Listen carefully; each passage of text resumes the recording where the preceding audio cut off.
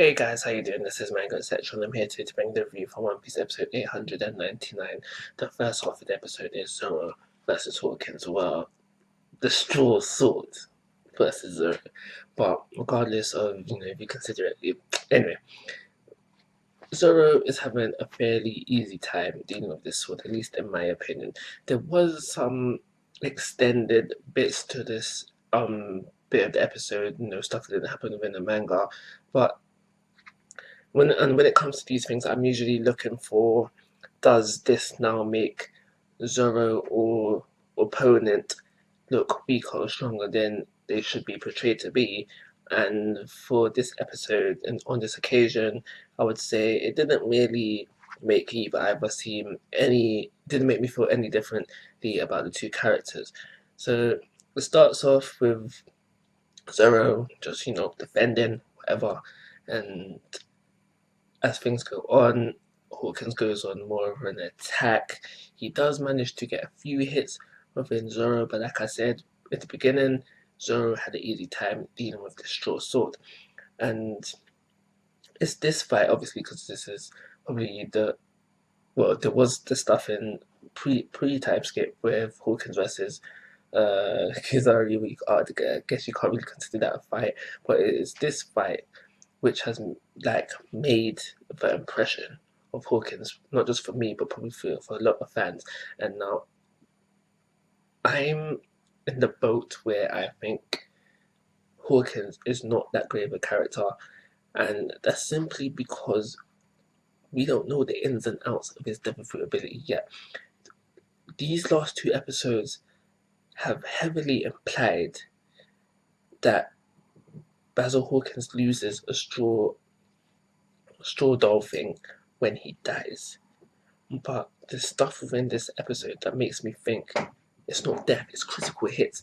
And I hope to God it is critical hits, because if it's not, that would mean that Hawkins has died. I didn't count it, but he would have died at least a minimum of 5 times within this fight. And again, this is supposed to be someone who's in the worst generation, and really? Can someone be that underwhelming? And again, it's the whole fact of we're in this new world right now. Puzzle Hawkins should know some haki, some motivation haki, and on haki at minimum. So for right now, I don't really like Hawkins as a character because he's not giving me something to like about him. But yeah, regardless of that, that took off the first half of the episode. I did notice the eerie kind of vibe they're giving off to Hawkins every time he's using his abilities, whatever, blah blah blah blah. One Piece turned scary for a little bit. Anyway, I'm just playing. I'm just playing. But anyway, the other half of the episode is them taking Otama, trying to find the doctor. They get to a crossroads. They don't know which way to go, and that's where Tesseru reveals herself. It's like, you can take her to the tea house. You can take her to my tea house. We've got some healing herbs there. We can help her out there. So she's willing to take him there, simply because Zoro helped her escape from the kind of pirates that were chasing after her. She also offers. So I was lost for words for a second. She also offers to help Zoro with his injuries that he sustained during the fight. So all of that goes down within the tea house. We also get introduced to two other characters, one being Okiku and the other one being, I forget his name, but he's a sumo wrestler and he's got an interest in Okiku. That's all we learn within this episode. Oh, there was something I was going to say.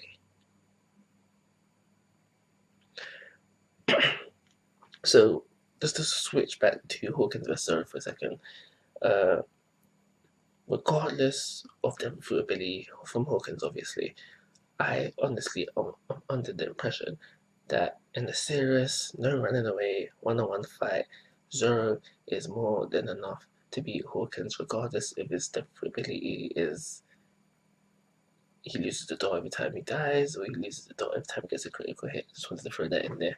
Let me know your opinions on that as well.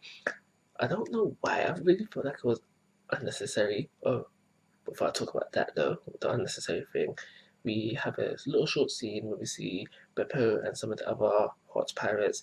They are looking away from the distance and they notice members of the Straw Hats and they get worried for I'm wondering if they left unattended, they'll ruin the plan, so they've gone to tell Law.